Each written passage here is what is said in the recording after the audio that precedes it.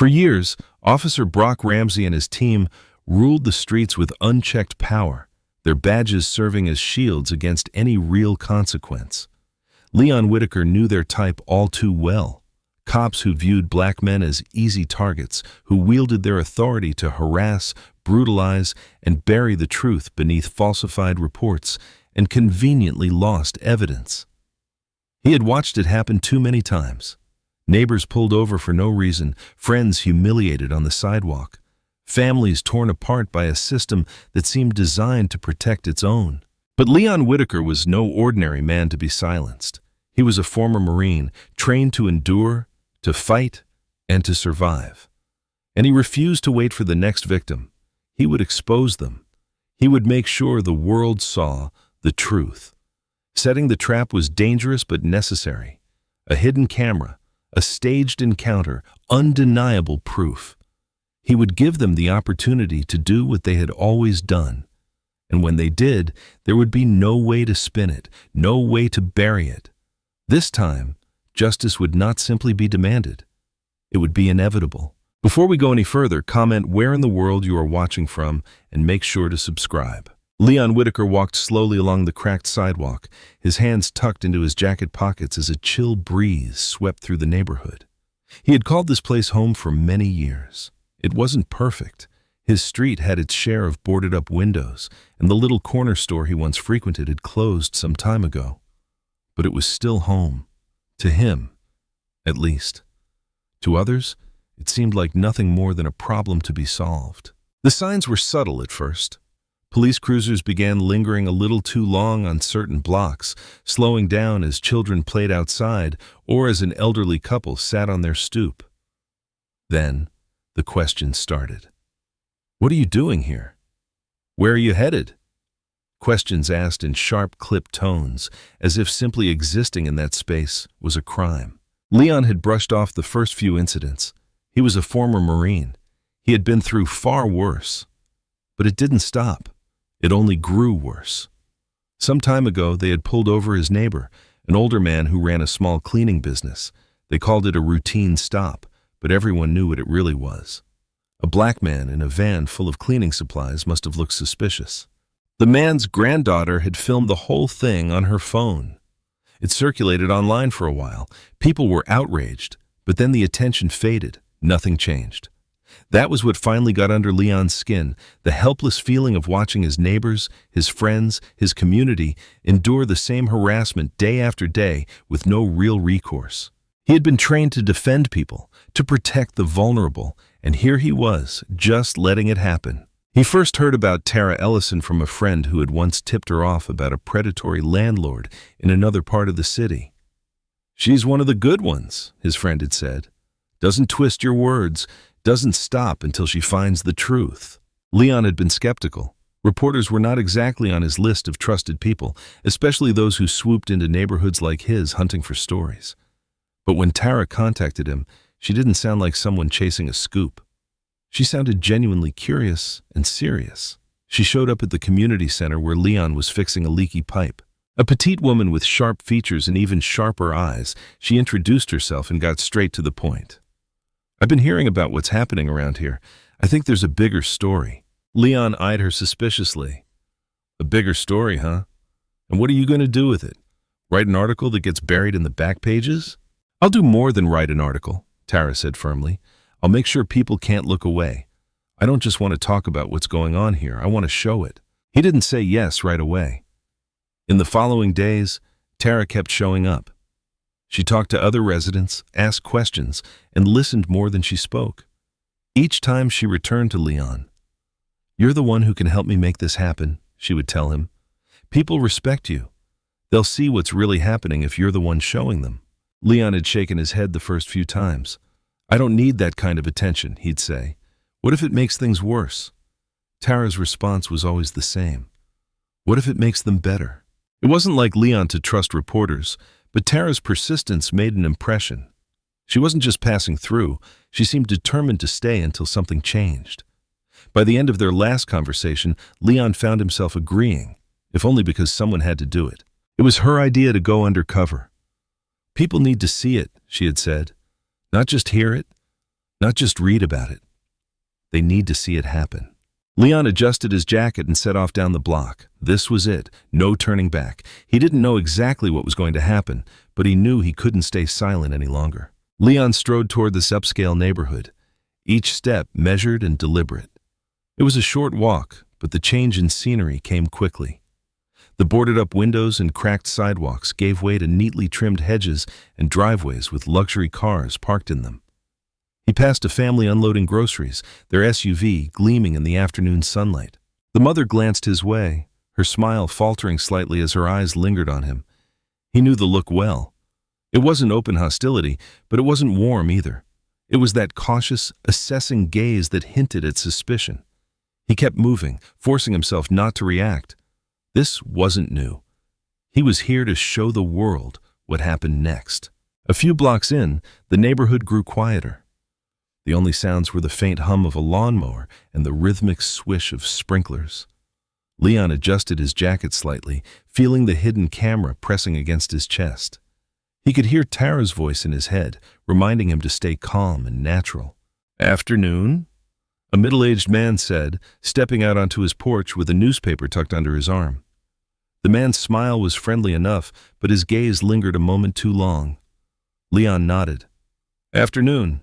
The man tilted his head, his smile wavering.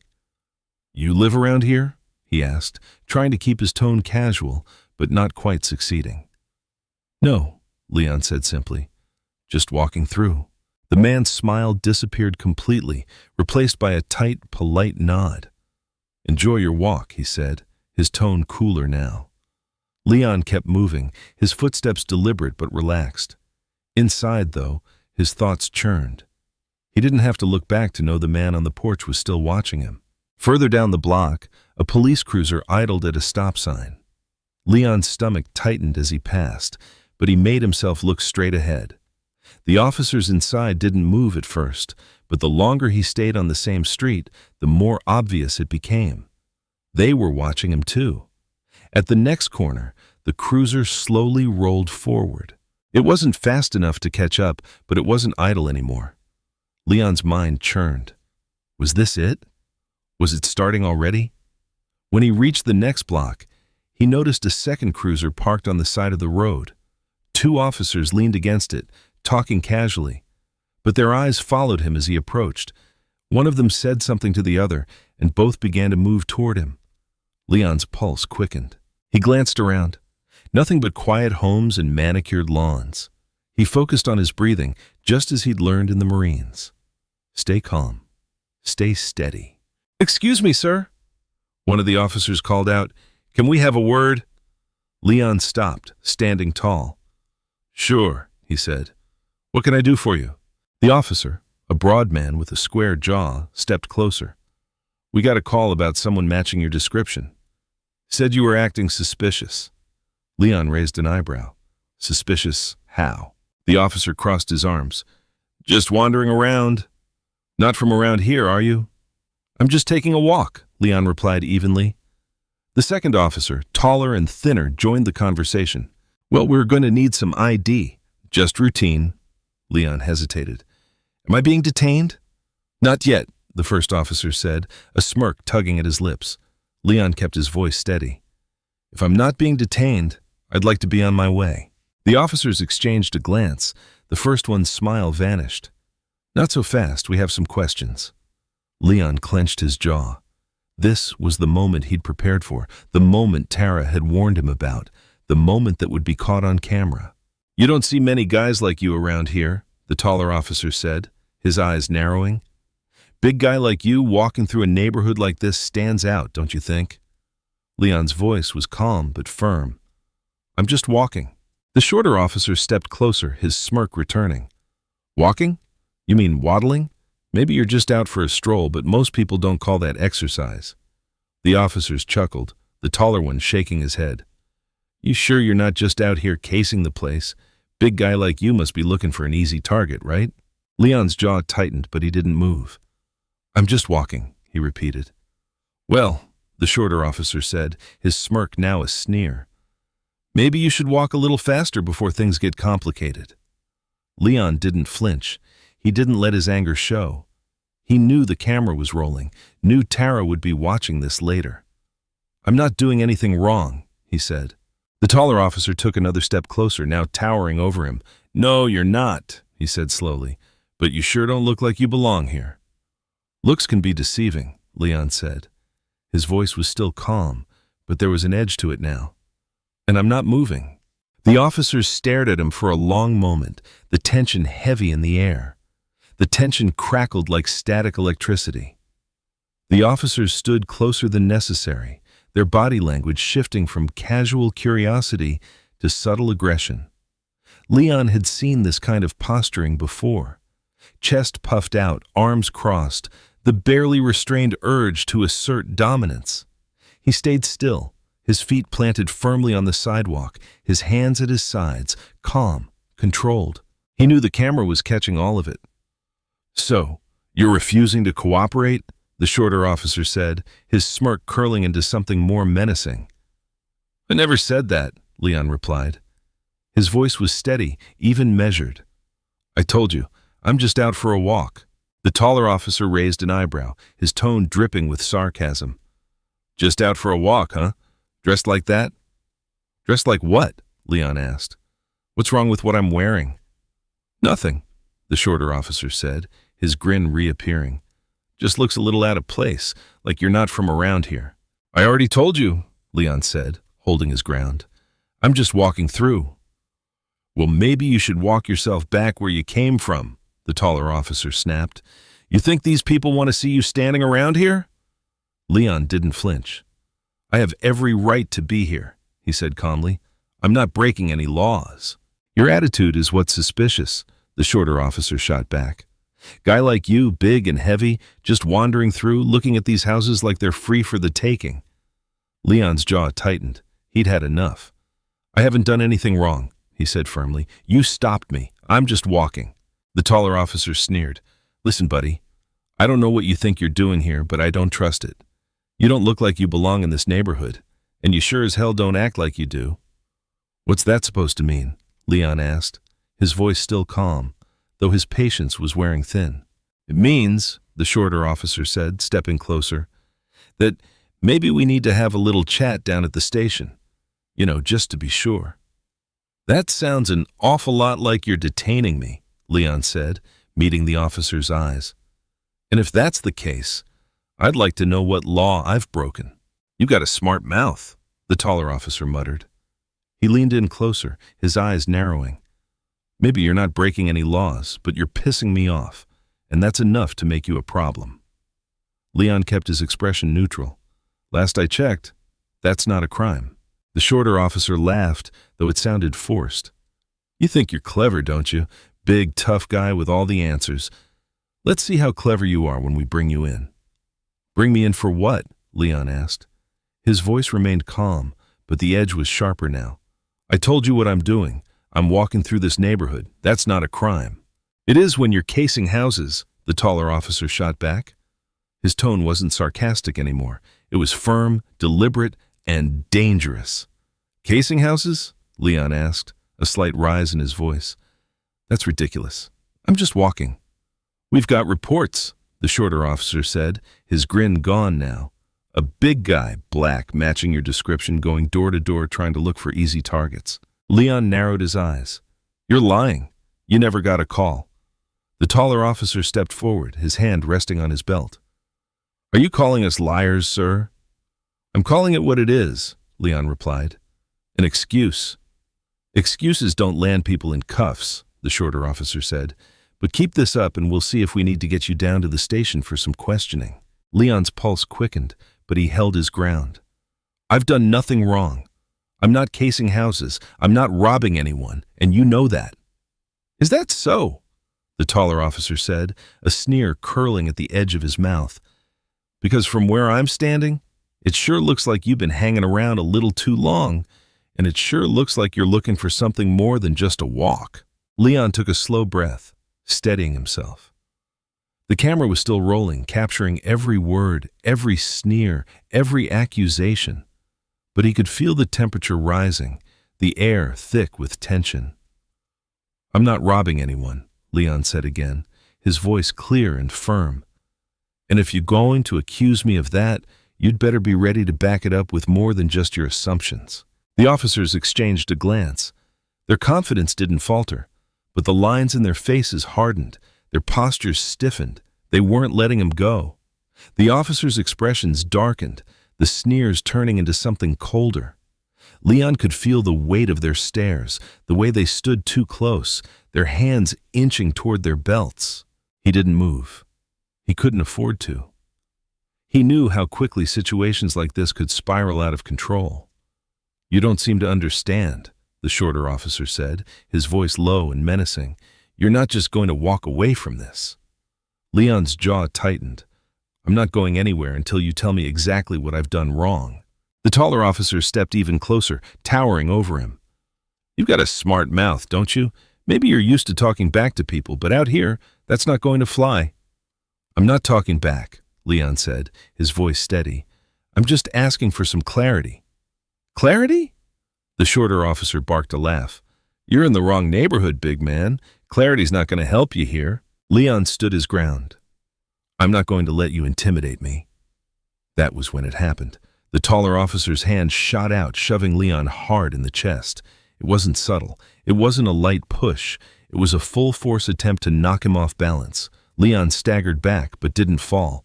His training kicked in, instinctively steadying his stance. "Hey!" Leon barked, his voice sharper now. "What's your problem?" "My problem is you," the taller officer snapped, stepping forward again. "You think you can just stand here and run your mouth like you're untouchable?" Leon raised his hands, palms open. "I'm not looking for trouble. I'm just standing here." The shorter officer smirked. "Maybe you should have thought of that before you mouthed off." "Mouthed off?" Leon repeated, his voice rising. "I'm just asking you why you're stopping me. I'm not threatening anyone. You put hands on me." "You're lucky that's all we did," the taller officer snarled, closing the distance again. "Guys like you think you can do whatever you want, not in this neighborhood." Leon's heart pounded, but he kept his voice firm. "I don't have to explain myself to you. I'm not doing anything illegal. You've got no reason to be in my face." The words barely left his mouth when the shorter officer reached out, grabbing at his arm. Leon yanked it back, but the movement escalated the tension in an instant. The taller officer seized the opportunity, reaching for Leon's jacket collar. They weren't just questioning him now, they were making it physical. "Don't touch me!" Leon snapped, his voice loud enough to carry. He wasn't shouting, but the command in his tone was impossible to ignore. "Or what?" The shorter officer sneered, his grip tightening. "Or I'll defend myself," Leon warned. He wasn't bluffing. He knew he couldn't afford to make the first move, but he also knew he wasn't going to let himself be manhandled. The taller officer shoved him again, harder this time. Leon stumbled back, his shoulder brushing against a nearby lamppost. It was clear now. They wanted a reaction. They wanted him to fight back so they could claim he was the aggressor. But Leon wasn't going to give them that satisfaction. "I'm warning you," Leon said, his voice steady despite the adrenaline surging through him. "Let go of me." The shorter officer pulled back for a moment, just long enough to exchange a glance with his partner. Then, without another word, he swung. The punch caught Leon off guard, glancing off his jaw, but not knocking him down. The pain was sharp, sudden, but it also flipped a switch in his mind. He didn't have a choice anymore.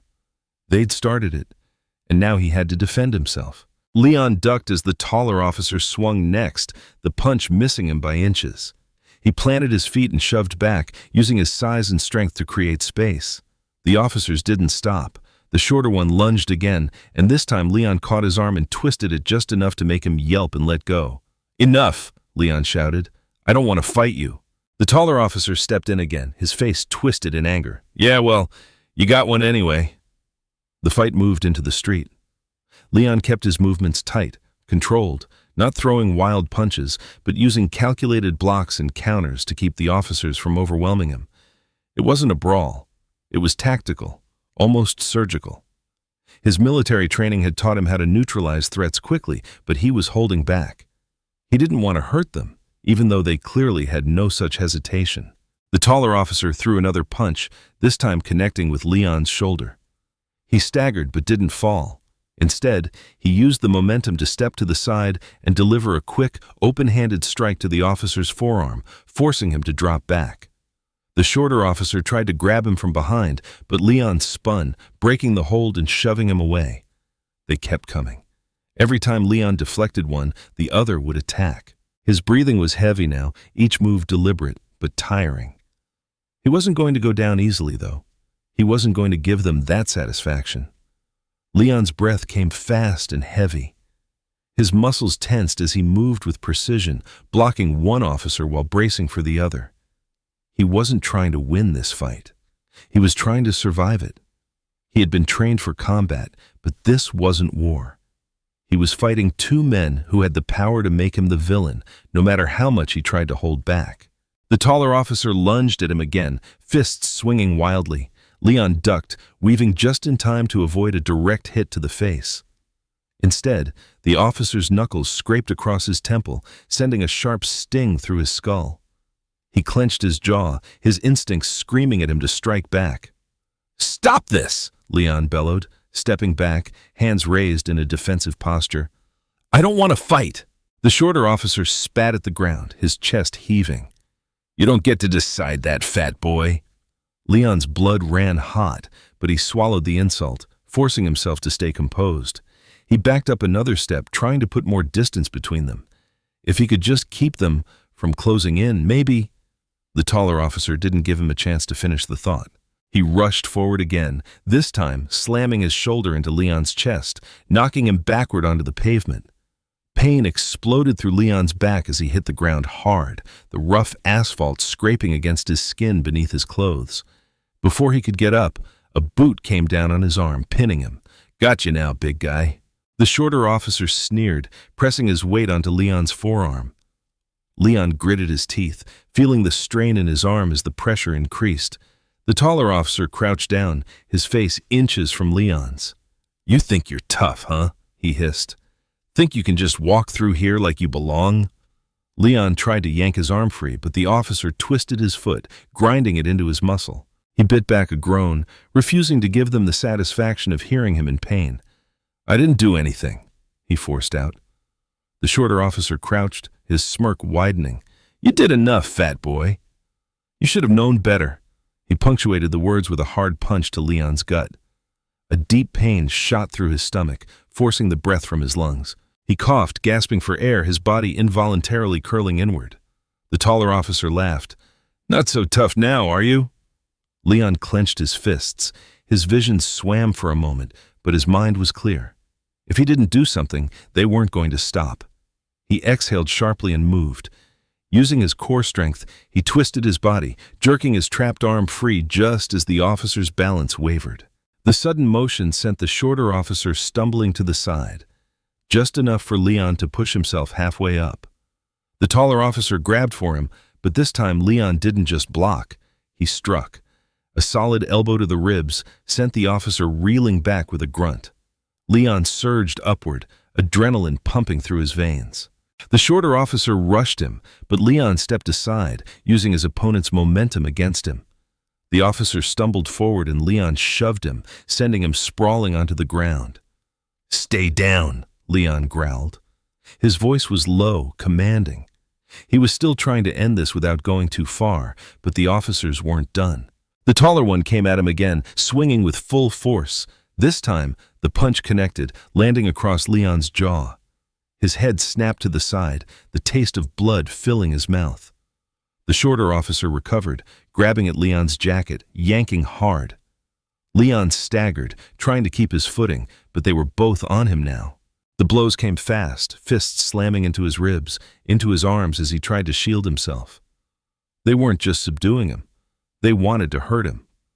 Another punch caught him in the stomach, then another. His legs buckled, and he dropped to one knee, gasping for air. The shorter officer grabbed his collar, yanking him up. "Not so big now, huh?" Leon could barely hear him over the ringing in his ears. His body ached, his vision blurred at the edges. He had tried to hold back, tried to de-escalate, but they weren't stopping. They weren't going to stop, and he had nothing left to give. The baton came down on his shoulder first, a brutal strike that sent a jolt of pain down his arm. He barely had time to register it before another hit slammed into his ribs. He gasped, his body instinctively curling inward. "Still up?" the taller officer snarled. "Let's fix that." A sharp crack sounded as the baton struck the back of his knee, forcing him fully onto the ground. Leon coughed, trying to push himself up, but the shorter officer kicked him in the ribs, rolling him onto his back. "You should have just gone home," the shorter officer muttered, before bringing the baton down again, this time against Leon's side, hard and fast. Pain exploded through his ribs. His breath came in short, shallow gasps. He tried to curl away from the blows, but the taller officer pressed his boot against Leon's chest, holding him down. "Stop resisting!" the officer barked, his voice mocking. "I'm not!" Leon's words were cut off as the baton struck his arm again. His vision blurred at the edges, but he held on. Barely. Then came the weight, the combined force of both officers as they wrenched his arms behind his back. His wrists twisted unnaturally, the cold bite of metal snapping around them. The handcuffs dug in hard, too tight, cutting into his skin. Leon lay there, chest heaving, pain pulsing through every inch of his body. The taller officer leaned down, his breath hot against Leon's ear. "You should have just walked away." Leon didn't respond. He didn't trust himself to. He kept his head turned to the side, his cheek pressed into the street. But he wasn't defeated. He wasn't broken. They didn't know it yet. But the whole world was about to see exactly what they had done. Leon lay still on the pavement, his body aching from the repeated strikes. The cold metal of the cuffs bit into his wrists, his breathing ragged as the weight of both officers finally lifted off him. His cheek pressed against the rough asphalt, the scent of blood and sweat thick in the air. He didn't fight as they hauled him up, his muscles screaming in protest as they yanked his arms higher than necessary. "On your feet," one of them muttered, pulling him up without care for his injuries. His ribs throbbed with every breath, his legs unsteady beneath him. The world tilted for a moment, but he kept himself upright. The officers led him toward the waiting squad car. The distant murmur of voices from a few onlookers carried through the air. A couple of people stood on their porches, watching. Some shook their heads. No one intervened. The door opened, and they pushed him inside. The seat was hard and uncomfortable, the partition in front of him smeared with fingerprints from previous arrests. Leon leaned his head back against the seat, exhaling slowly. His body ached, his mind still racing through the events that led to this moment. Outside, the officers spoke with another who had arrived late. He couldn't hear what they were saying, but he didn't need to. Their body language said enough. Casual, relaxed, it was routine to them. The car pulled away, the flashing lights casting a faint glow against the darkened streets. Leon stared out the window, watching the quiet neighborhood fade behind them. The roads were empty, the houses still. He wondered how many of them had seen what happened. How many of them had looked away? The ride was silent for a while, the occasional crackle of the radio the only sound. Then, one of the officers spoke without turning around. "Long night ahead." Leon didn't respond. He had nothing to say to them. The station came into view, its harsh lights glaring against the night sky. As they pulled into the lot, he braced himself for what came next. The doors opened, and they pulled him out. The ground felt unsteady beneath his feet. Or maybe it was just the exhaustion setting in. Inside, the station was cold and sterile, the scent of stale coffee and disinfectant lingering in the air. "Charges?" the officer at the desk asked without looking up. "Trespassing, resisting, assaulting an officer." Leon's jaw tightened. "That's not true." The officer at the desk barely glanced at him. "Take it up later." They led him to a holding cell, the metal bars clanging shut behind him. The space was small, the bench against the wall the only place to sit. Leon exhaled, lowering himself onto the bench with a slow breath. His ribs ached with every movement, the dull pulse of pain settling into his muscles. He rolled his shoulders, testing the strain. Across town, Tara Ellison's phone buzzed against her desk. She barely had time to register the number before answering, her pulse quickening at the urgency in the voice on the other end. They arrested him. Tara sat up straight. "What? Leon? They've got him in holding." She gripped the phone tighter, already reaching for her bag. "Tell me you got footage." "More than enough." Tara was out the door before they finished speaking. Back in the cell, Leon didn't know how long they planned to keep him here. He didn't know what they would try next, but he did know one thing. Tara had the footage, and once it got out, this wasn't going to end the way they thought it would. The cold from the concrete bench seeped through Leon's clothes as he sat with his back against the cell wall, his hands resting loosely in his lap. His fingers tingled from the tight cuffs they had only just removed. The skin around his wrists raw. The dull pulse of pain throbbed in his ribs, his body stiff from the beating.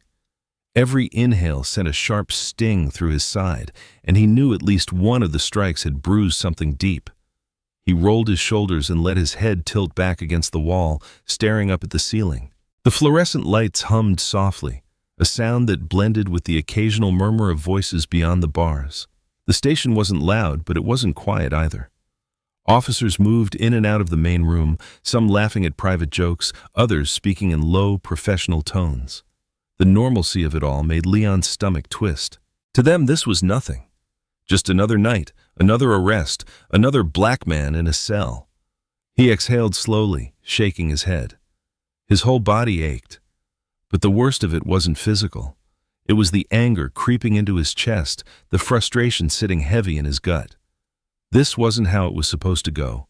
He knew getting stopped was a possibility. Hell, that was the whole point. But the way it escalated so fast, the way they went straight to violence, left his hands curling into fists. They were waiting for it, he muttered under his breath, his voice hoarse. They didn't need a reason. His fingers flexed, trying to shake the stiffness. He needed to calm down. He needed to focus.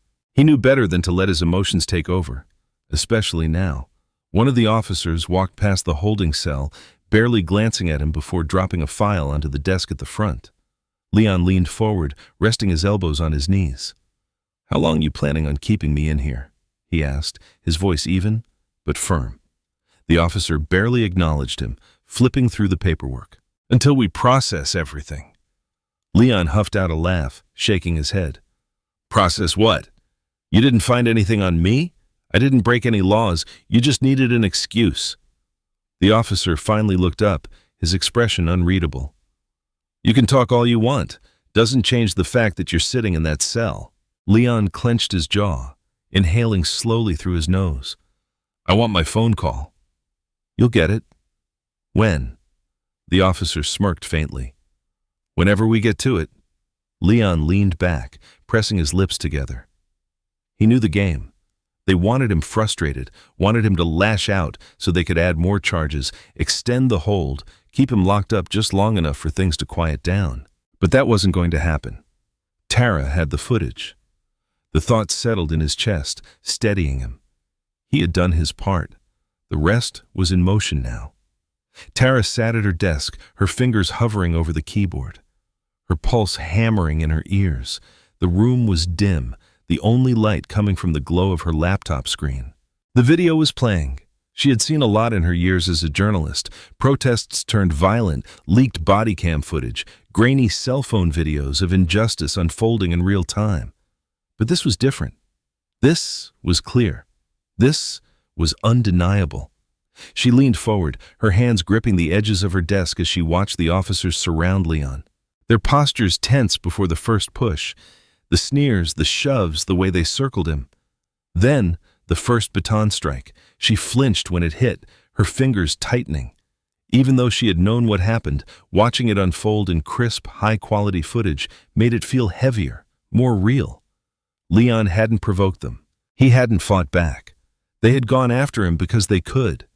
Tara's stomach turned when the final strike sent him to the pavement. The moment the weight of both officers pressed down on him, the moment he stopped struggling, knowing there was no point. She felt something burn in her chest, anger, frustration, disbelief that this kept happening over and over again. Her phone sat next to her, but she couldn't bring herself to reach for it. Not yet. She pressed play again, forcing herself to watch it from the beginning. She needed to be sure. The footage wasn't shaky. The sound was crisp. The The words the officers used, the things they said, it was all there. No ambiguity, no gray areas. Tara swallowed hard, exhaling through her nose. She reached for her phone, dialing a number with steady hands. It rang once, twice, then a voice picked up. "This better be important," her editor said, his voice groggy with sleep. Tara didn't hesitate. "I have something. Something big." A pause. Then his voice sharpened. "How big?" She glanced back at the screen, at the frozen image of Leon on the ground. His face turned toward the camera, blood on his cheek. "Big enough to set the city on fire." Leon sat in the holding cell, his head tilted back against the cold concrete wall, his body aching from the beating. The bruises were setting in now, a deep throbbing ache in his ribs and arms that made even breathing a chore. He had tried to adjust his position on the hard bench, but there was no comfort here. The fluorescent lights above buzzed faintly, casting a sterile glow over the room. Officers walked past the bars without looking at him, their conversations low and filled with laughter, as if he wasn't even there.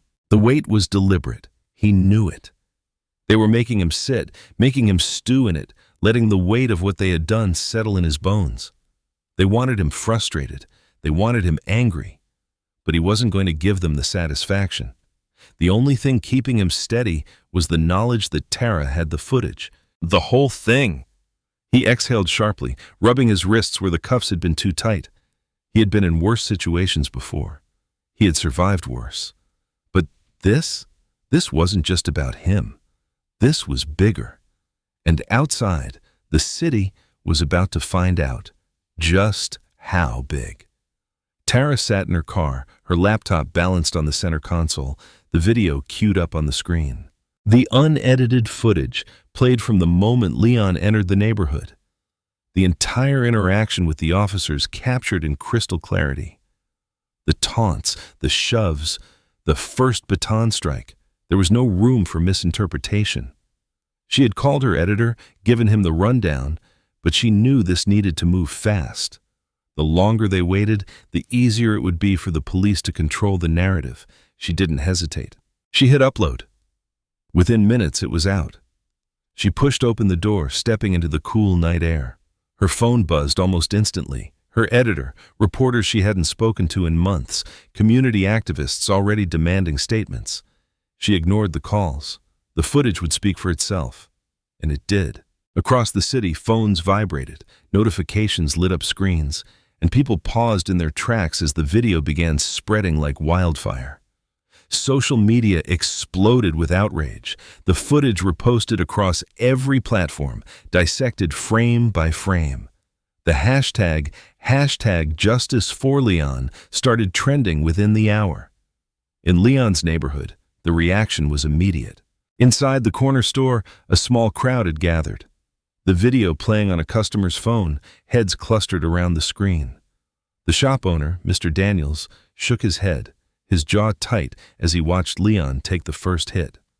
"That man served this country," he muttered, "and look at how they treat him." A younger man beside him, maybe in his early 20s, scoffed.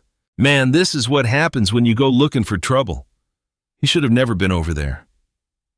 An older woman standing behind them crossed her arms. He wasn't looking for trouble. He was trying to prove a point. And what did it prove? The younger man shot back. That they're going to do what they always do. That they can beat us down, lock us up, and nothing changes. "It proves," Mr. Daniels said, his voice low and firm, "that now the whole damn world can see it." Elsewhere, outside a local diner, two men leaned against the wall, one scrolling through his phone while the other paced. "They didn't even hesitate," the first man said, shaking his head. "They were waiting for an excuse," the second man exhaled, rubbing a hand down his face. "Yeah, and now we got to figure out what we're going to do about it." "This is bigger than just one arrest," the first man muttered. "This is about all of us." The church doors down the street had been left open, the video playing on a projector inside.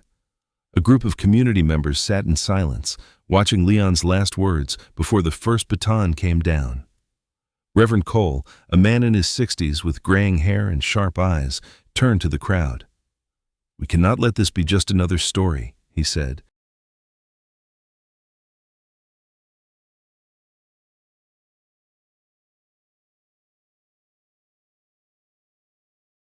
His voice steady. "We cannot let this be forgotten." Some nodded. Others murmured their agreement. Outside, a mother sat in her parked car, her hands gripping the steering wheel as the video looped on her phone screen. Her teenage son sat beside her, watching in silence. "This is why I tell you to be careful," she said, finally. The boy swallowed hard but didn't look away. Inside the police station, the shift in atmosphere was palpable. Officers who had been laughing minutes ago now whispered among themselves, checking their phones, glancing toward the holding cells. The station chief stormed out of his office, a phone pressed to his ear, his voice sharp. "How the hell did this get out so fast?" The officer at the desk shifted uncomfortably. "I don't know, sir, but it's everywhere." The chief swore under his breath. "Where's Whitaker?" "Still in holding." "Get him processed, now." Leon sat up straighter when he saw the movement outside his cell. The energy in the station had changed. Something had shifted. The officer who had ignored him earlier now looked uneasy as he approached the bars. "Looks like you're getting your phone call." Leon didn't move right away. He let the moment sit, watching the officer's expression shift. Then slowly, he stood. Tara had done her job. Now it was time for the rest of the world to do theirs. Leon sat at the metal table in the dimly lit processing room, a landline phone pressed against his ear. His ribs ached every time he inhaled, and his knuckles were still stiff from being cuffed too tightly. The air smelled like coffee and ink, the usual stench of a station where too many people had been processed before him. Tara's voice came through the line, steady but urgent. "They just let you make this call?" she asked. Leon exhaled. "Only because they don't have a choice anymore. They know what's happening. The video's everywhere and the pressure is mounting, but they're already trying to spin it," Tara said. Leon rubbed his temple, wincing at the lingering pain from the officer's baton. "Let me guess. Big black guy attacks officers. They had to defend themselves." "Exactly," Tara confirmed. "But it's not holding. Too many people saw what really happened." She hesitated. "And there's more. Someone else was recording." Leon sat up straighter. "Who?" "A kid. High schooler. He was down the street when it happened, caught the whole thing from another angle. His footage is even worse for them. It shows the first officer checking if his body cam was off before they started hitting you." Leon clenched his jaw. "That's a game changer." "It is," Tara agreed, but there was hesitation in her voice. "What's the problem?" Leon asked. "He's scared," Tara admitted. "Won't give me his name, says he doesn't want to get involved. Doesn't trust the police to leave him alone if they find out he filmed it." Leon leaned back in his chair, the chain on his cuffs rattling slightly. He understood the fear. A kid with footage like that? He had every reason to be afraid of the retaliation. "We need to protect him," Leon said. "He can't do this alone." "I told him we can blur his face, keep his identity out of it." "But he's still hesitant," Tara said. "I need you to talk to him." Leon exhaled through his nose. "Give me his number." "I don't have it," Tara admitted, "but he agreed to meet with me. Said if I brought you into the conversation, he might reconsider." Leon nodded. "Then let's set it up." Tara hesitated. "Leon, they're trying to turn this into a circus. Some media outlets are already calling you a repeat offender even though you've never been arrested before." "Doesn't surprise me," he said. "They'll do anything to make me the bad guy." "They've got officers saying you resisted arrest," Tara added, "that you were aggressive." Leon let out a bitter chuckle. "The footage proves otherwise." "Yeah," Tara said, her voice tight. "But they're going to keep throwing everything they can at you." Leon's fingers tapped against the table, his mind already working through the situation. "Then we keep pushing. We get that kid's footage out there. The more proof we have, the harder it is for them to rewrite the truth." Tara was quiet for a moment. Then she said, "All right, I'll set up the meeting. Just hold tight. This isn't over yet." Leon smirked, despite the pain in his ribs. "It's just getting started." As he hung up the phone, he glanced at the officers lingering near the door. They weren't smiling anymore. Tara's report was gaining traction. The footage was going viral. And now, they had even more evidence coming. The truth was out, and the fight wasn't over. Leon sat in the holding cell, his back against the cold cinder-block wall, his wrists resting on his knees. The air in the station felt different now. Officers moved with less certainty, some avoiding his gaze altogether, others sneaking quick glances at him like he was a loose thread in the fabric of their power, something they didn't quite know how to handle. The video was out, and they knew it, but they weren't backing down. His conversation with Tara echoed in his head. A kid had footage that could change everything, but he was scared to come forward. And now, the police were scrambling, not just to protect themselves, but to control the narrative. Footsteps echoed down the hall, and Leon looked up as a uniformed officer approached. His expression was unreadable, but his posture was tense. "Whitaker," he said, unlocking the cell door. Leon pushed himself up, his ribs stiff from the beating. "Am I finally getting my phone call?" The officer's lips pressed together. "Your lawyers are demanding your release." Leon studied him. "And?" The officer sighed. "The DA isn't budging yet." Leon clenched his jaw. Of course. He had expected this. The district attorney was feeling the pressure from both sides, civil rights groups demanding justice, and the police union closing ranks. "The whole damn country has seen what happened," Leon said. "What exactly is the holdup?" The officer hesitated before answering. "The DA's office is considering additional charges." Leon let out a slow breath, his fingers curling into fists. "Unbelievable. They're not dropping this." The officer admitted, shifting uncomfortably. "At least not yet." A voice from behind made Leon turn. "They won't unless they're forced to." Leon's eyes landed on a man leaning against the far wall. His posture relaxed, but his expression serious. He looked to be in his 50s with a salt-and-pepper beard and sharp, tired eyes. He wasn't in uniform, but everything about him still read like a cop. Leon narrowed his gaze. "Who are you?" The man stepped closer. "Reggie Harlan? Used to be on the force." Leon let out a humorless chuckle. "Let me guess. Before things got bad?" Harlan smirked slightly. "Before people had cameras to prove how bad it always was." Leon studied him. He had the look of someone who had seen too much, who had tried to fight the system from the inside and lost. "You worked with them?" Leon asked. "With Brock?" Harlan nodded. "Long enough to see the damage he's done. Long enough to know he doesn't make mistakes. He makes choices, and you were one of them." Leon exhaled sharply. "So, what happened? Why aren't you still wearing a badge?" Harlan's expression darkened. "Because I refused to look the other way." Leon crossed his arms, wincing slightly at the pain in his ribs. "Didn't work out, did it?" "No," Harlan admitted. "I filed complaints. I pushed back. But the union always had his back. They made sure I was the one who paid the price." Leon shook his head. "And now you're here. Why?" Harlan glanced at the bars, then back at Leon. "Because I know exactly how this plays out. Internal Affairs will investigate, but they won't take real action unless the pressure stays on. Meanwhile, the union's already circling the wagons, spinning this into a story about how you resisted." Leon scoffed. "I didn't resist." Harlan gave him a knowing look. "Doesn't matter. They'll say you did. They'll dig through your past, try to find anything they can use against you. If they don't find something, they'll make people believe something was there anyway." Leon clenched his jaw. "I don't have a record." Harlan smirked bitterly. "Won't stop them from making you the villain." Leon took a slow breath, steadying himself. "So, why are you telling me this? What do you want?" "I want to help," Harlan said simply. "I've been where you are. I know how these investigations go. If you want a chance at real justice, you're going to need people who understand the system." Leon studied him for a long moment before nodding. "All right, let's talk." Harlan nodded back.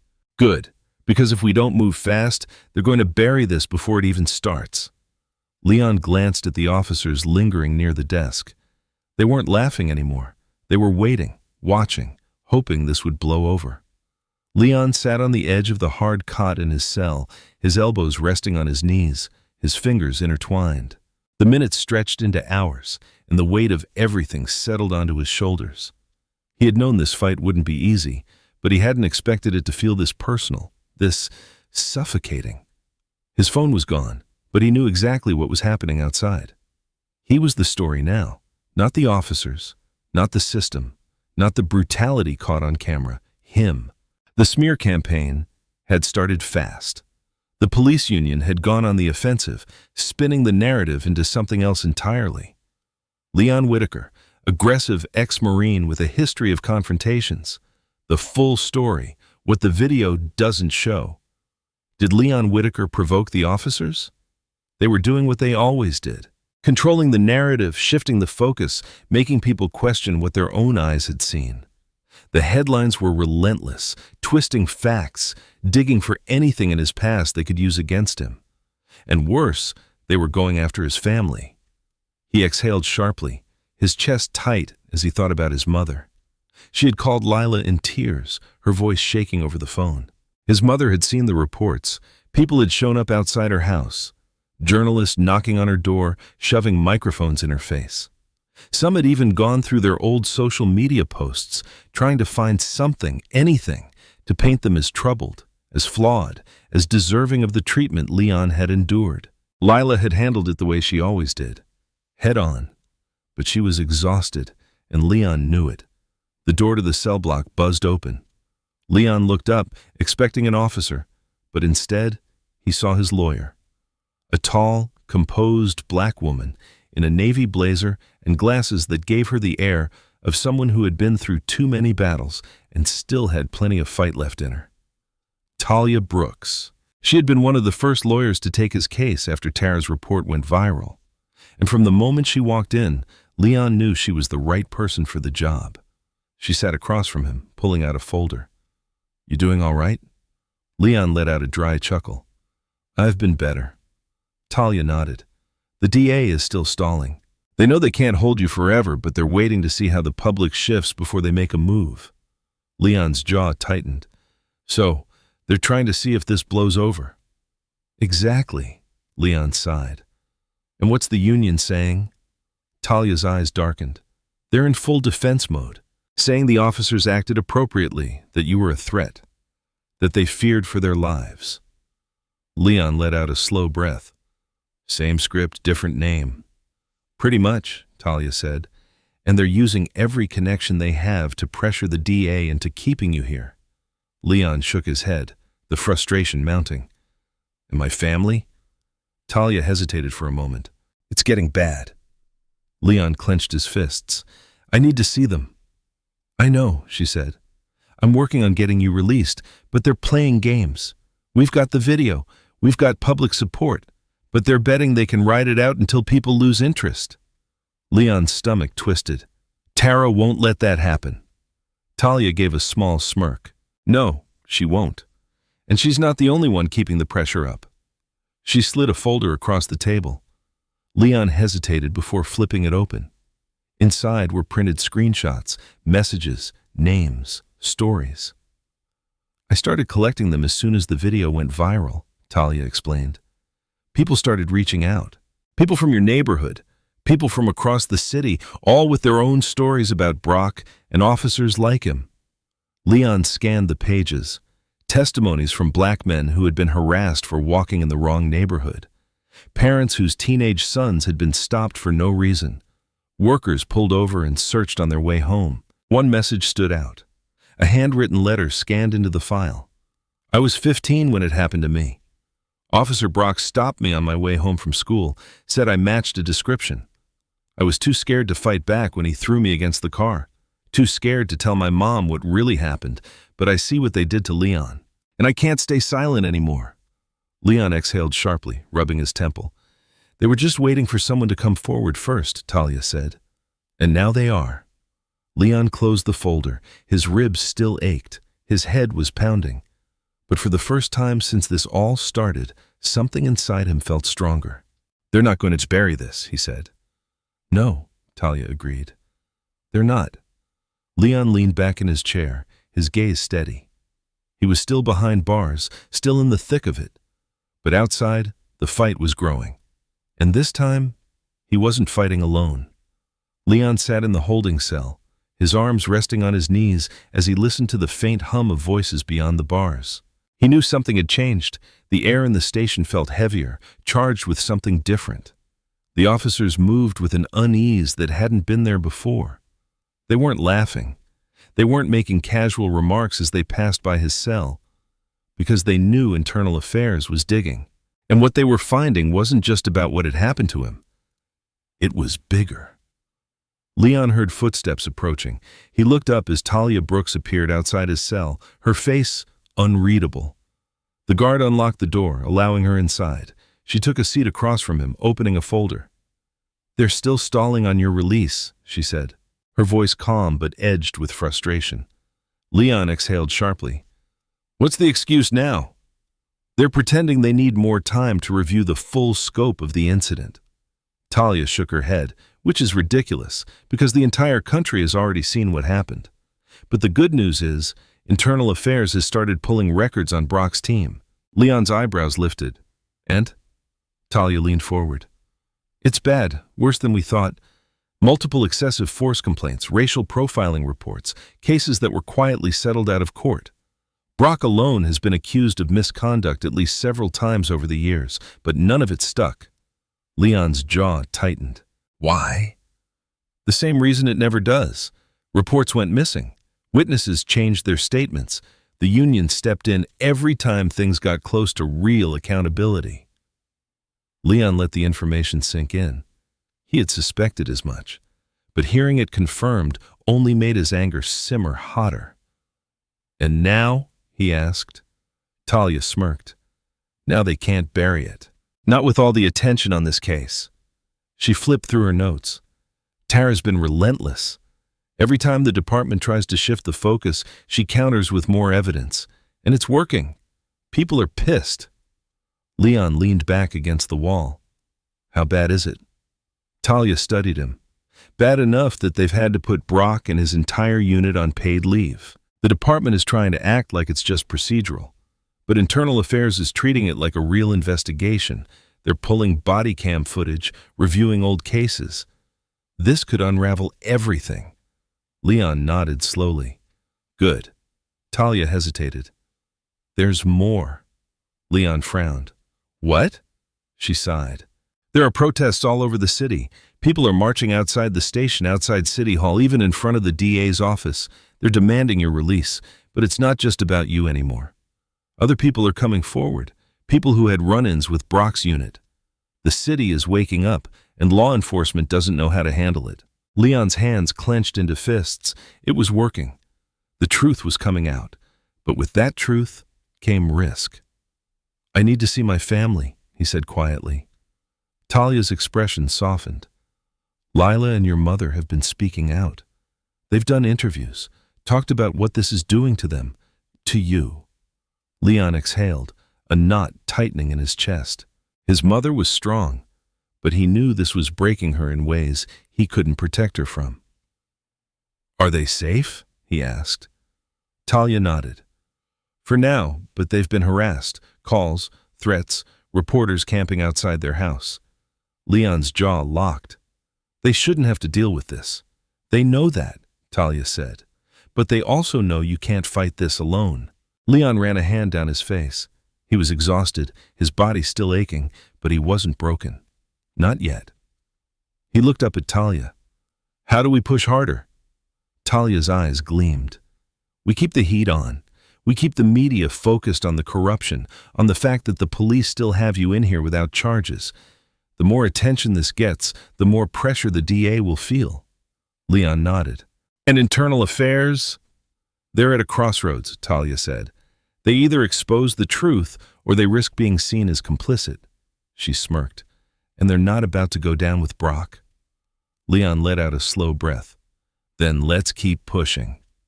As Talia stood, the sound of voices outside the station grew louder. Chants. Protesters.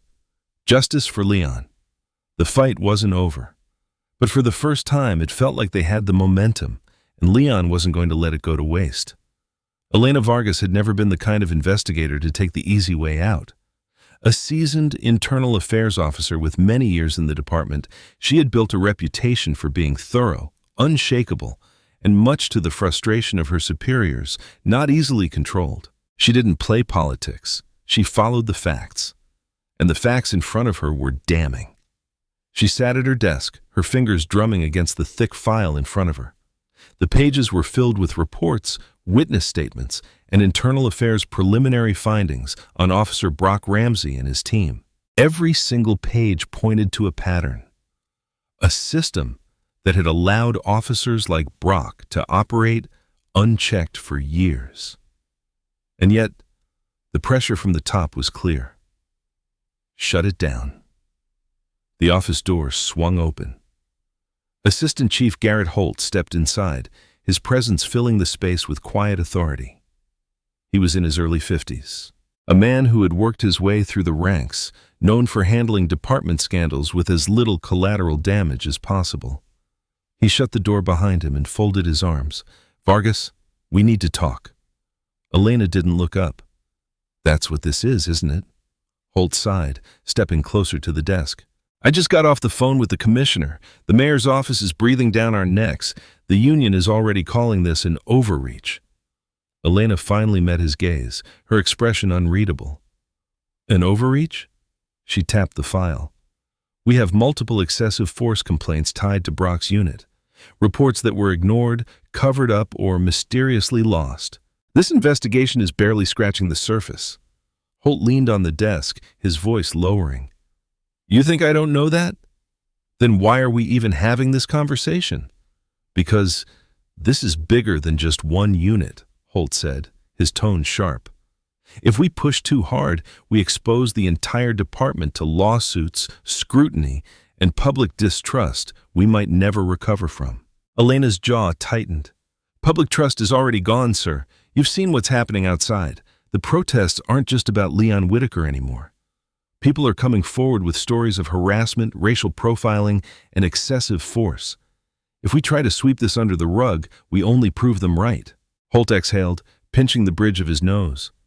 "You think I don't see that? But this isn't just about justice, Vargas. It's about politics.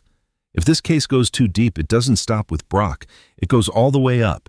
And then, where does that leave us?" Elena narrowed her eyes.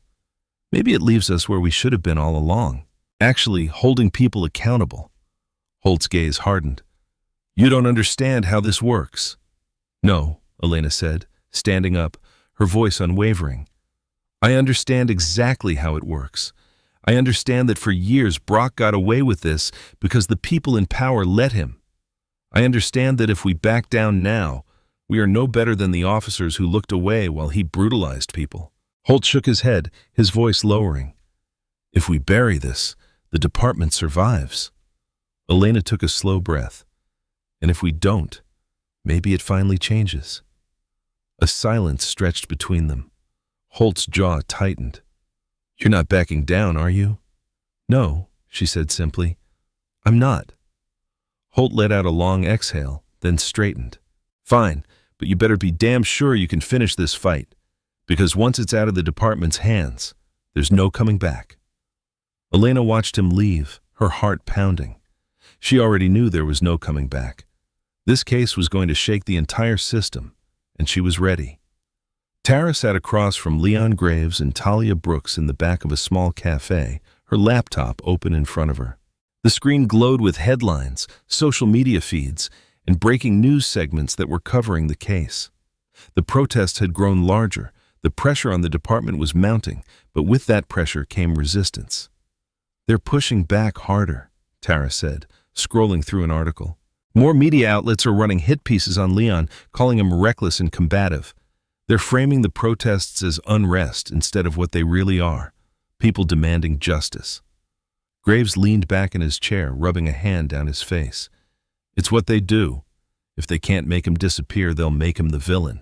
Talia was flipping through documents, her expression unreadable. The DA is still dragging their feet. Even with the protests, even with internal affairs starting to crack open old cases, they're hoping to wait it out. They think if they stall long enough, public outrage will shift to something else. Tara sighed, closing her laptop. So what do we do? Graves smirked slightly. We don't give them time to breathe. Tara leaned forward, intrigued. What are you thinking? Graves folded his arms. We have stories, not just Leon's. Other people are coming forward, right? Let's put them out there. Not in some polished press conference, not in some carefully worded news segment. We take their words directly to the people, video interviews, live streams. Let them tell their own experiences. Tara's eyes widened slightly. You want to bypass traditional media? Graves nodded. The mainstream outlets are playing both sides, afraid to call this what it really is. But the internet? Social media? That's where we win. Tara exchanged a glance with Talia, who gave a slow nod. It's risky, the lawyer admitted, but it's the best way to keep the momentum. Tara tapped her fingers against the table, already forming a plan. All right, I can start reaching out to the people who sent us messages. We'll record their stories, make sure they're protected. Talia set her folder down. Meanwhile, I'll ramp up legal pressure. I have contacts in civil rights groups, advocacy organizations. If the DA won't move, we'll force their hand. Graves cracked his knuckles. And I'll handle the street side. I know officers who left because of Brock. They might not want to talk publicly, but they'll talk to me, if I can get them on record. Tara nodded.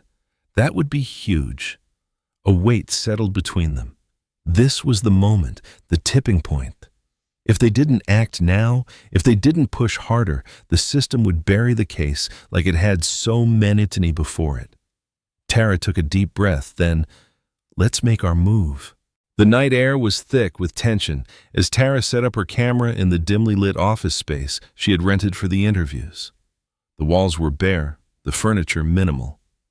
Just a few chairs, a desk, and a tripod with her camera set up against the plain backdrop. It wasn't polished, but that didn't matter. What mattered was the stories they were about to capture. She glanced at the time on her phone. The first speaker would be arriving any minute. Leon Graves stood near the window, his arms crossed, scanning the street below. His face was set in a deep frown. They know what we're doing, he muttered. I got word from some guys still in the department. Officers are warning people to stay quiet. Tara tightened the camera's focus, adjusting the frame. How bad is it? Graves let out a low chuckle, shaking his head. Bad enough that they're trying to intimidate people before they even say a word, but you know what that tells me? He turned to look at her. It tells me they're scared. Tara met his gaze. Good, they should be. The door to the office opened and Tara turned, straightening up as a woman entered. She was in her mid-40s, dressed conservatively in a gray sweater and slacks, her posture stiff with nerves. Her fingers gripped the strap of her purse so tightly her knuckles were white. Tara stepped forward, offering a gentle smile. Tamara Brooks? The woman nodded. Yes, I almost didn't come. Graves stepped forward, his voice steady but reassuring. We understand. You don't have to do this if you're not ready.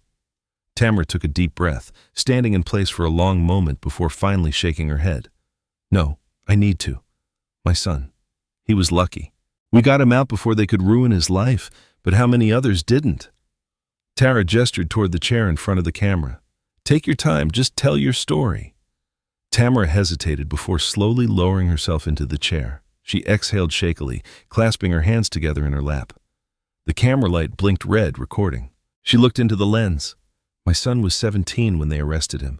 They said he fit the description of a robbery suspect. She swallowed hard, blinking rapidly before continuing. He was coming home from a friend's house, just walking, but they threw him against the hood of a police car, searched his pockets, called him a thug. Her voice wavered, but she kept going. They put him in the system. It took us months to clear his name. He still has nightmares about that night. Tara sat behind the camera, nodding silently, not rushing her. Tamara's fingers twisted together in her lap. I tried to file a complaint. They shut me down, said if I kept pushing they'd find something on him. She let out a bitter laugh. He was a kid, a straight-A student, and they wanted to ruin him. Graves exhaled, shaking his head. He had seen this too many times. Tamara's eyes burned with restrained anger. Brock and his team, They do this because they know no one will stop them. Tara glanced at Graves, and they exchanged a silent understanding. This was bigger than Leon. It always had been. By the time Tamara finished, Tara's phone was buzzing non-stop. Messages from people who had seen the video and wanted to tell their stories too, others asking how they could help. The fight was growing. Meanwhile, across the city, Talia Brooks sat in a conference room with representatives from several civil rights organizations. The energy in the room was tense but determined. "We have momentum," one of the activists said, setting a stack of petitions onto the table. "People are rallying behind Leon's case, but we need to push harder. The DA is stalling because they think this will die down," Talia said, flipping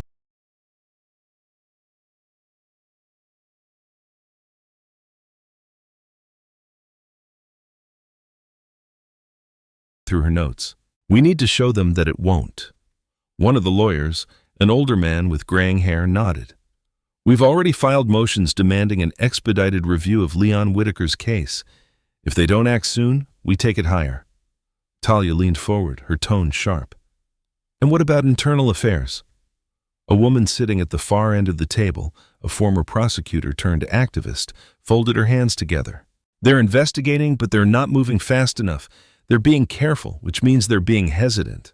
They're still hoping the pressure will die down." Talia exhaled through her nose. "Then we make sure it doesn't." A younger activist, scrolling through their phone, suddenly spoke up. "The protests are getting bigger. They're shutting down streets downtown. People are chanting Leon's name, demanding the officers be fired. But," they hesitated, "I'm also seeing counter-protests forming." Talia's expression darkened. "Figures. The police union supporters are coming out." Tara had warned them this would happen. It was the same pattern every time.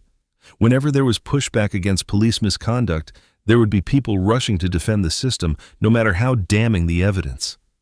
Talia sat back, collecting her thoughts. "All right, we keep the legal pressure up. We push for more community testimonies. The DA wants this to go away. We make sure it's the only thing anyone is talking about." Back in the small office, Tara closed her laptop, looking over at Graves. "People are coming forward faster than we expected." Graves nodded. "That's good. But it also means we need to move smart. The cops still have power. They're not going down without a fight." Tara's jaw tightened. "Neither are we." The movement was growing. The truth was spreading. And soon, the people who thought they could silence it would have to face the consequences. The sound of protest chants echoed through the streets outside the police department headquarters as Elena Vargas sat at her desk, her eyes scanning the latest batch of documents in front of her. The case against Officer Brock Ramsey and his unit had been unraveling for some time, but now she had something that changed everything. Real, undeniable evidence. She pushed back from her desk and stood, clutching the folder in her hands as she stepped into the main internal affairs briefing room. Several officers and investigators were already gathered, murmuring among themselves, tension thick in the air. The protests outside hadn't stopped growing, and neither had the pressure from the media. At the front of the room stood Captain Ellis, head of internal affairs. He looked up as Elena walked in, his expression unreadable. "Vargas, you have something?" Elena nodded. "I do." She dropped the folder onto the table, flipping it open. "We just uncovered sealed complaints filed against Officer Brock that date back many years. Some were formally dismissed, but others, they were conveniently lost before reaching disciplinary hearings." The murmurs in the room grew louder. Ellis frowned, flipping through the documents. "How did we not know about this before?" Elena's jaw clenched. "Because it was buried. Someone higher up made sure of it." She reached into her bag and pulled out another file. "And it gets worse. Some of the old reports connect Brock to previous cases involving the same pattern. False arrests, excessive force, targeting black men in wealthier neighborhoods. This isn't just about Leon Whitaker. It's about a system that let Brock operate without consequences for years." An older investigator, Detective Jimenez, leaned forward. "Are we talking about cases where people served time because of his actions?" Elena nodded. "At least 5 that we can confirm." She turned the page to reveal a highlighted case. One of them, A young man named Jamal Reeves, arrested on trumped-up charges of resisting arrest. The officer on duty. She tapped the name at the top of the document. Brock. Jimenez exhaled sharply. I remember that case. Kid swore up and down he didn't do anything, but the department backed Brock. It ruined that boy's life. Ellis pinched the bridge of his nose. Damn it! Elena pressed on. That's why we can't let this get buried. If we take real action, we don't just get justice for Leon Whitaker, we start fixing this mess before more people get hurt. Ellis was silent for a long moment before he let out a slow breath. All right, Brock's done. The room went still. We're moving forward with termination and official charges, Ellis continued.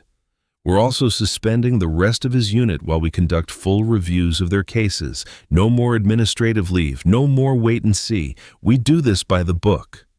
Elena nodded, but she wasn't done. That's not enough. Ellis looked at her, brow raised. Excuse me?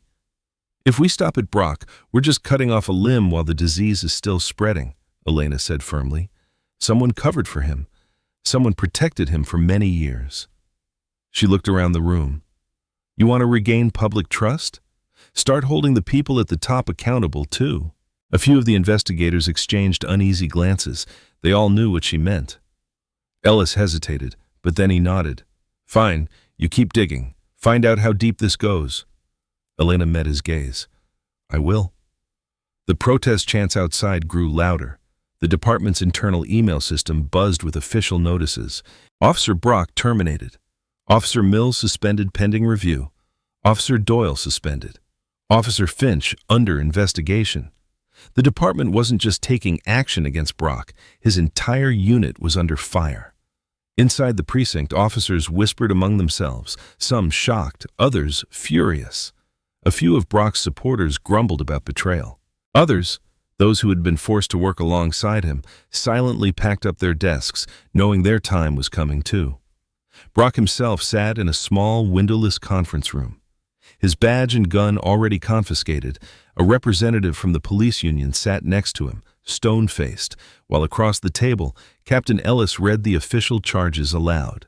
Brock's face was unreadable, but his hands were clenched into fists under the table. This is a joke, he muttered. You're making me a scapegoat. Ellis didn't flinch. No, we're holding you accountable. The door opened and two officers stepped inside. Officer Brock, you are officially under arrest. Brock's jaw tightened, but he didn't resist as the cuffs snapped around his wrists. For the first time in his career, he was on the other side of the law. And this time, no one was going to cover for him. Elena watched from her office window as Brock was led out the back entrance of the precinct. His face was set, his shoulders stiff, but this time, there were no cameras to spin the story in his favor.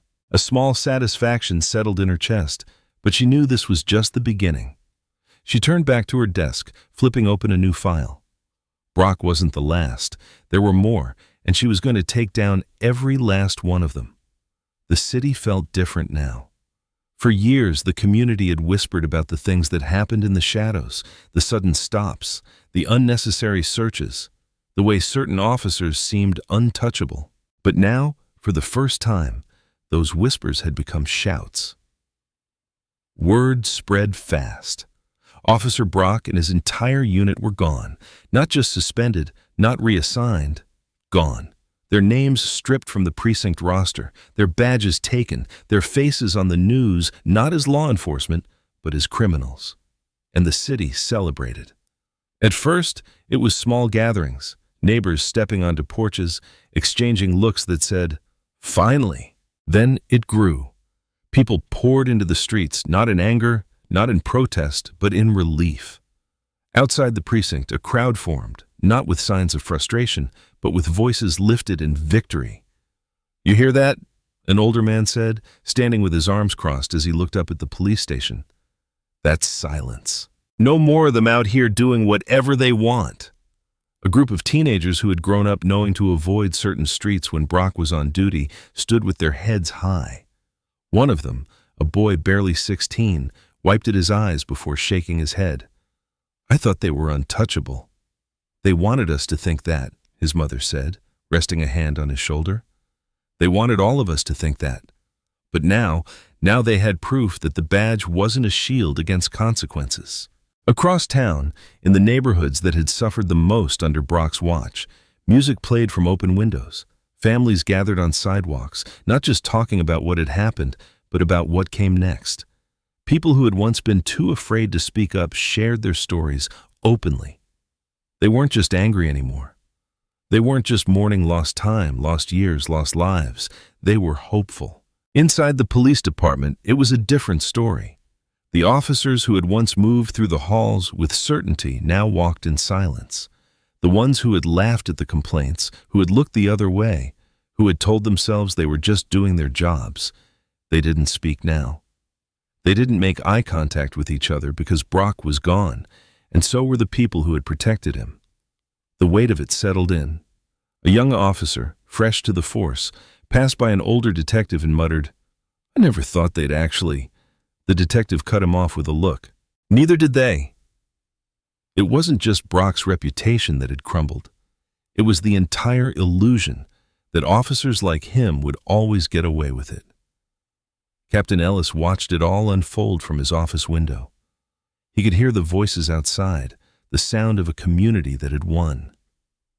His gut twisted, not with anger, not even with frustration, with regret. He had known. Maybe not every detail, maybe not every name, but he had known enough, and he hadn't stopped it. Elena Vargas stepped into the room behind him. He didn't turn to look at her. She didn't speak right away, just let the weight of the silence settle before saying, "It didn't have to take this long." Ellis let out a slow breath. "I know." Elena moved beside him, looking out at the celebration happening just beyond the glass. "They're not done," she said. "This is just the beginning." Ellis nodded slowly.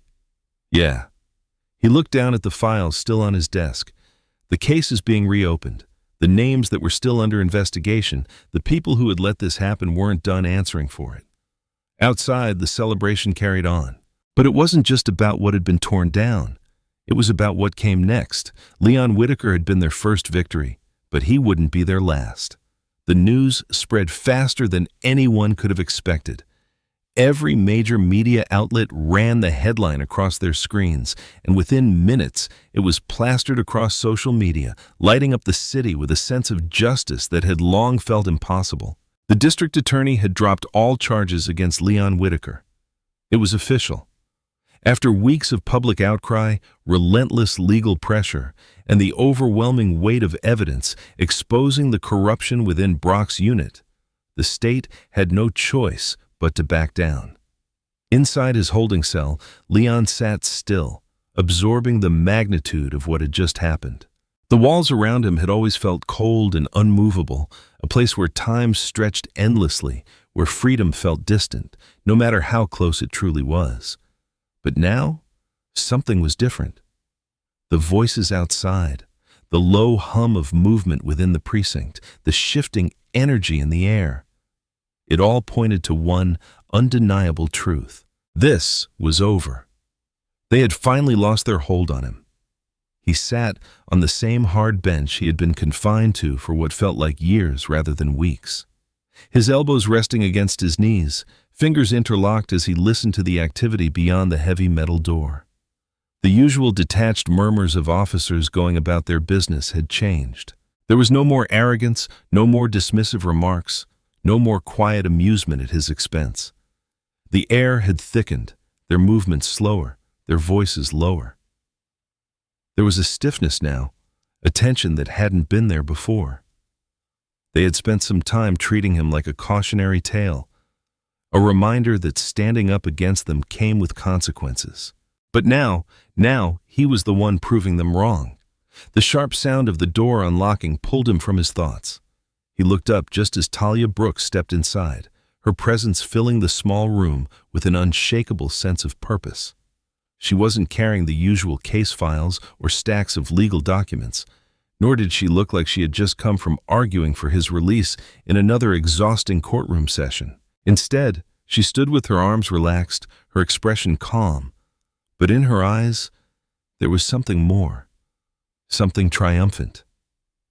"It's done," she said, her voice steady. They're dropping everything. The DA doesn't have a case against you anymore. Leon took a slow breath, letting the words settle over him like a wave breaking against the shore. He blinked once, then exhaled, running a hand down his face. His mind told him to celebrate, to feel relief. But instead, there was just a slow, hollow realization that it had taken all of this, weeks of exposure, endless protests, the complete dismantling of an entire unit, for them to acknowledge what he had known all along. They fought it, Talia continued, watching him closely. Up until the very last minute, they tried to stall, tried to frame it as a complex legal matter that required further review, but they couldn't outrun this. The footage, the reports, the sheer number of voices demanding they do the right thing, it was too much. They had no choice but to let you go.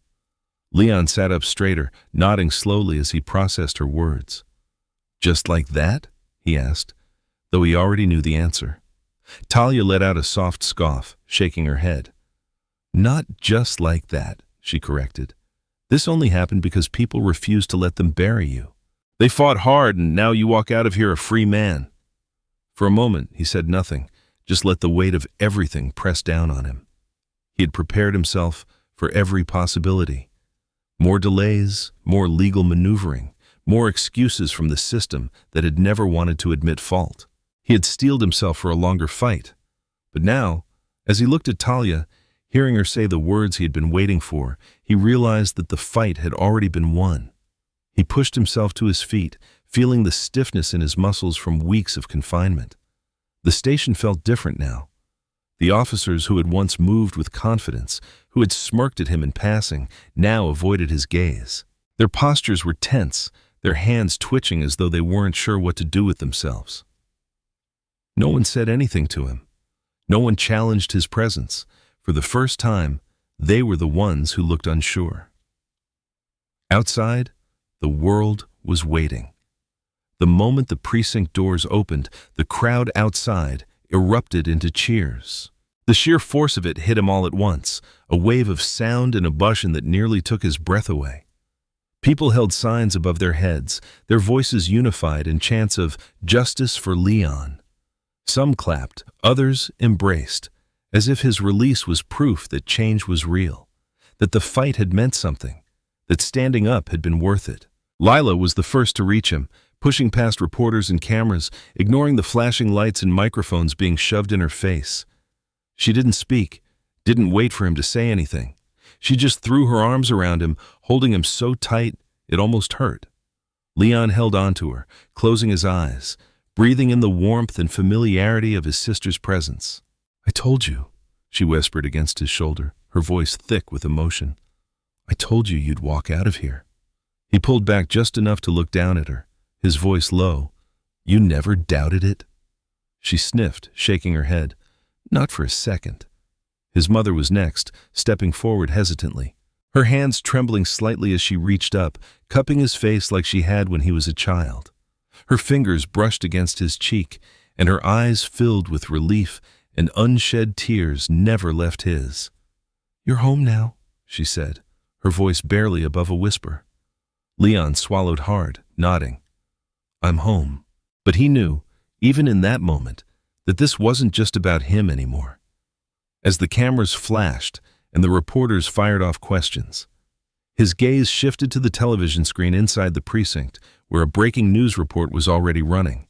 Investigations into past wrongful convictions had begun. The first name to be exonerated was Jamal Reeves, the man who had spent years in prison because of a falsified police report written by Brock's team. For years, his appeals had been ignored, his case buried beneath excuses and bureaucracy. But now, with Brock exposed, with the system forced to answer for its failures, Jamal had finally been cleared. And his wasn't the only case. The DA's office, once unwilling to admit fault, was now working alongside internal affairs to review every single conviction that had been tied to Brock's unit. People who had been wrongfully imprisoned for years were now seeing the first signs of justice. As Leon stood there, surrounded by his family, feeling the weight of everything that had happened, he knew one thing for certain. The fight wasn't over. but for the first time in a long time, it felt like justice was finally within reach. The world outside had changed, but Leon Whitaker wasn't naive enough to believe the fight was over. The officers who had brutalized him were gone, their names disgraced, their crimes exposed for the world to see. The people who had protected them were now under scrutiny, their careers unraveling as past cases were reopened and reviewed. The weight of everything that had come to light, the corruption, the falsified reports, the unchecked violence, was now a storm sweeping through the legal system, forcing it to confront what it had ignored for far too long. And yet, Leon knew this wasn't justice. Not yet. Justice wasn't just watching Brock and his team get locked up. It wasn't just about reopening cases or forcing the department to answer for what it had allowed. Justice was making sure this never happened again. Leon had spent years keeping his head down, trying to move through the world without drawing too much attention. But after everything that had happened, that wasn't an option anymore. He had been forced into the public eye, first as a victim, then as a symbol. But he refused to let the world define him by what was done to him. Now, he was going to define himself by what he did next. It started with a single case, Jamal Reeves. His wrongful conviction had been one of the first to be overturned. The evidence against him built on nothing but lies and manipulation by Brock's unit. The announcement of his exoneration sent another wave of energy through the city. It wasn't just a statement that the department had been wrong, it was proof that their corruption had caused innocent people their freedom. Then came Isaiah Brooks. The young man had spent a year behind bars for a crime he hadn't committed, his only mistake being in the wrong place when Brock's team decided to make an arrest. His name was cleared, his record wiped clean. But the time he had lost, that could never be given back. One by one, more names surfaced, more convictions were overturned. The DA's office, now under relentless pressure, had launched a full-scale investigation into every single case connected to Brock's team. Internal Affairs worked alongside civil rights organizations to review old reports, scrutinizing arrest records, interviewing witnesses who had been silenced or ignored for years. And the more they looked, the worse it got. The city had been built on a lie, on the idea that officers like Brock had been cleaning up the streets when, in reality, they had been creating the very crimes they claimed to be fighting. They had destroyed lives with fabricated charges, beaten confessions out of innocent men, planted evidence when the truth wasn't convenient. And now, for the first time, those lies were being ripped apart. Leon could have walked away. He could have taken his exoneration, taken his settlement, and disappeared into a quiet life, away from the cameras, away from the endless cycle of fighting a system designed to protect itself. But everything he had seen, after everything that had been revealed, how could he? He didn't ask to be a leader. He didn't ask to be the face of a movement. But the moment he stepped out of that cell, the moment he looked into the eyes of the people who had fought for him, who had refused to let his story be buried, he knew he had a responsibility. So he stepped forward. With every interview, every press conference, every conversation with lawmakers and activists, Leon refused to let the world forget what had happened. He spoke about accountability, about the names that still hadn't been cleared, about the people who were still sitting in cells for crimes they never committed. He pushed for policy changes, meeting with civil rights groups, attending city hall meetings, using the attention that had been forced onto him to demand something real, something lasting. He refused to be just another headline, a moment of outrage before the world moved on to something else. He wanted change, real, tangible change, the kind that meant no one else had to go through what he did. With the pressure mounting, the city had no choice but to act. A new civilian oversight board was established, tasked with investigating claims of police misconduct. For the first time, officers would no longer be allowed to police themselves. Mandatory body cameras were enforced. No more malfunctions, no more lost footage when it mattered most. The police union, desperate to protect what little power it had left, fought back, claiming the reforms were an attack on law enforcement. But the public wasn't listening, not anymore. Leon met with lawmakers, activists, community leaders, anyone who was willing to listen, anyone who was willing to push for more. The old system had failed them all, and now the people were taking control of their own future. Tara Ellison continued exposing more cases, working alongside Leon Graves and other former officers who had walked away from the force because they refused to be complicit. More whistleblowers came forward. Officers who had once feared retaliation, now emboldened by the fact that Brock's fall meant that they weren't untouchable anymore. The change wasn't perfect. The fight wasn't all over. But for the first time, it wasn't impossible. As time passed, Leon found himself standing in front of a crowd, looking out at the faces of people who had been there since the beginning. They weren't just here for him anymore. They were here for each other. For every name that had been wrongfully taken, for every person who had been silenced, beaten, erased by the system. "This isn't just about one man," Leon said, his voice steady, his presence commanding. "It's about all of us." The crowd erupted in agreement, the energy palpable, the momentum still alive. And as he looked at them, as he saw the fire in their eyes, the determination in their voices, he knew this was where he was meant to be. Leon Whitaker had been thrown into this fight, but now he chose it. Because as long as injustice remained, as long as power went unchecked, as long as people were still fighting to be heard, he wasn't backing down, and neither was anyone else. The indictment came swiftly, faster than anyone expected. The pressure had been mounting for some time, fueled by relentless public scrutiny and the growing wave of exonerations that had shattered what little credibility the department had left. There was no escaping it now. Brock and his entire unit were officially facing federal charges. The courtroom was packed, every seat filled with people who had been waiting years for this moment. The air was thick with anticipation as the charges were read aloud. Civil rights violations, obstruction of justice, excessive force, conspiracy. Each count was another nail in the coffin of a man who had once terrorized the very people he had sworn to protect. Brock sat at the defense table, his posture rigid, his jaw tight. The arrogance was gone. The unwavering confidence that had carried him through years of misconduct had finally cracked under the weight of undeniable truth. His hands, once so quick to reach for a weapon, now trembled slightly as he clasped them together. His attorneys argued that he had simply been doing his job, that the pressure of the streets demanded force, that he was being unfairly targeted in a politically motivated case. But their words rang hollow in a room filled with victims who had spent years trying to be heard. The prosecution wasted no time dismantling the facade.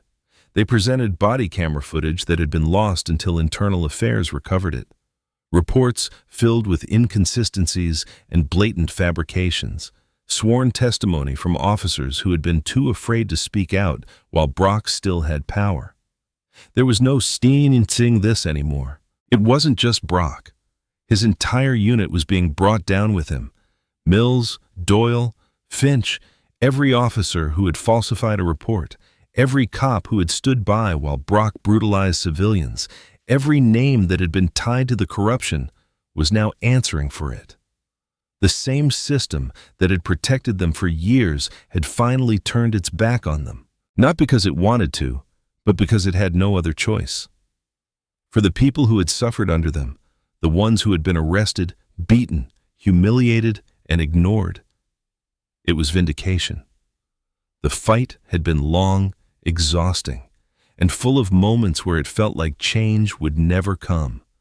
But now, as the final verdicts were handed down, it was clear the fight had been won. The police department had been forced to change.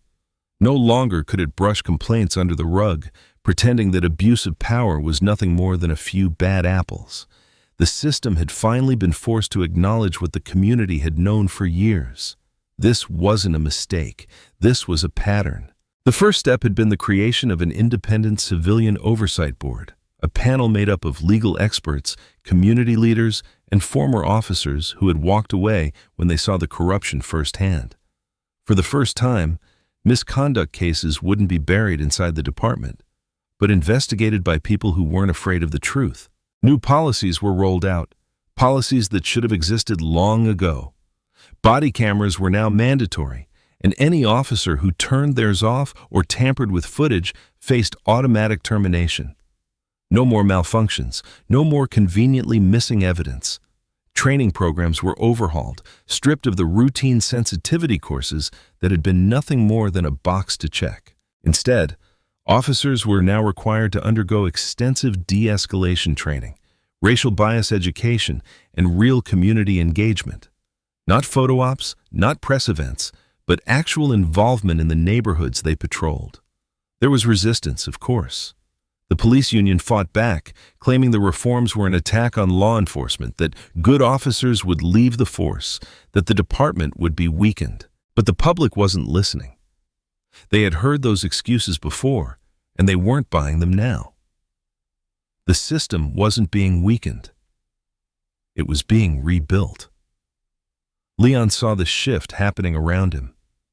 He had been thrown into the public eye against his will, first as a victim, then as a symbol. He could have taken his exoneration and walked away, let the world move on while he tried to piece together what was left of his life. But he refused to let the world define him by what had been done to him. He wasn't just a survivor. He was a leader now.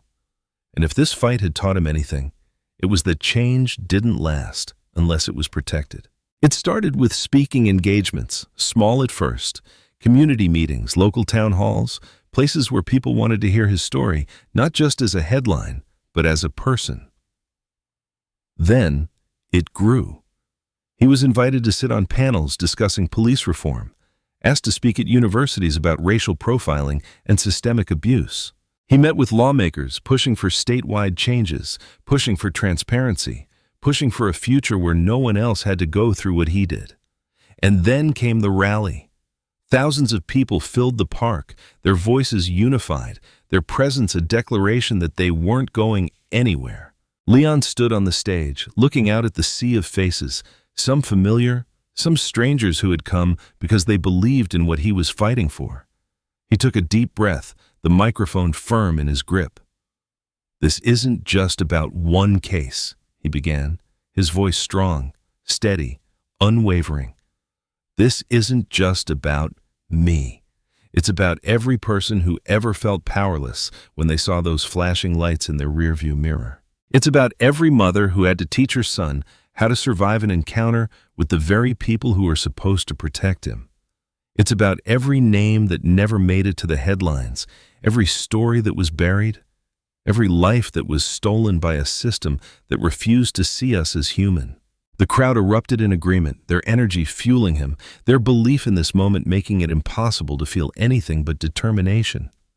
"They told us we were imagining it," he continued.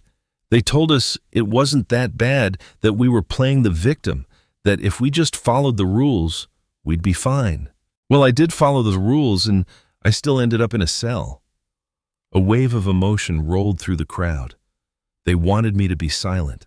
They wanted me to walk away, but I'm still here, and I'm not going anywhere. The roar that followed wasn't just noise. It was power. It was the sound of a city that refused to go back to the way things were. The fight was over.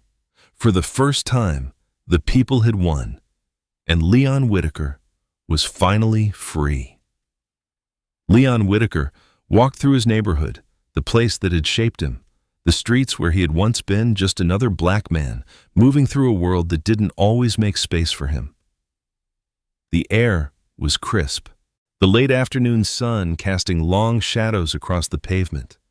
The familiar scent of grilled food drifted from a few houses down, the laughter of children echoing from a yard where they played without a care. Everything looked the same, yet it felt different. For the first time in a long time, he wasn't looking over his shoulder.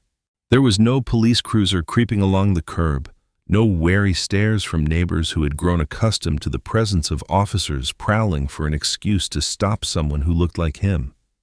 The tension that had once settled over these streets like a fog had begun to lift, little by little, day by day. As he walked past the corner store, a place he had stopped going to after Brock's unit started making a habit of harassing people there, He noticed a small group of young men leaning against the storefront, talking and laughing without worry. One of them spotted him, nudging his friend before stepping forward. "Yo, Mr. Whitaker," the young man said, nodding respectfully. "It's good to see you out here." Leon stopped, offering a small nod. "It's good to be out here." Another one, barely out of his teens, adjusted his cap.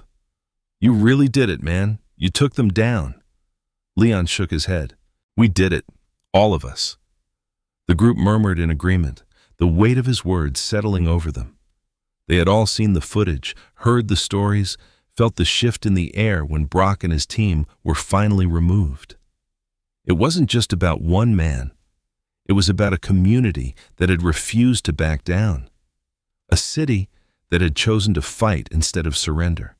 One of the young men stepped forward, a little hesitant, before extending his hand. "I just want to say, thank you." Leon took it, shaking firmly. "Don't thank me. Just make sure this never happens again." The young man nodded. "That's the plan." As Leon continued down the block, he passed familiar faces. Ms. Hendricks, who used to sit on her stoop every evening, but had stopped when the streets felt too dangerous. She was back now, rocking gently in her chair, a small smile appearing as their eyes met. "Leon," she called out, her voice warm, "you're walking different now." He chuckled. "Guess I am." A little farther down, kids rode their bikes up and down the sidewalk, their laughter ringing through the air, unbothered by fear or the possibility of being stopped for nothing. Their freedom felt real now, not just something that came with conditions. Leon turned onto his own street, where his mother's house stood just as it always had, the porch light flickering on as the sun dipped lower. Lila was already outside, leaning against the railing, waiting for him like she had been since the day he came home. She smirked. "Took your time, huh?" Leon shrugged.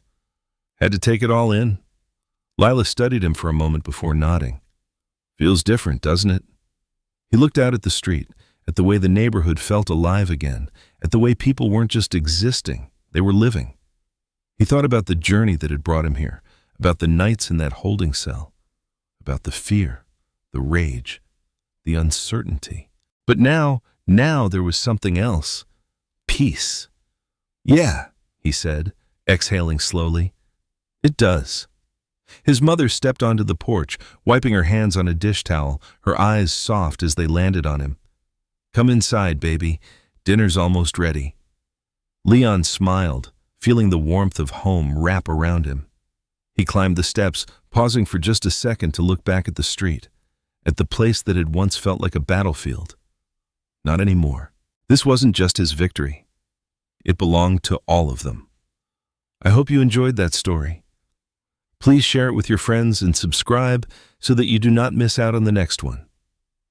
In the meantime, I have handpicked 2 stories for you that I think you will enjoy.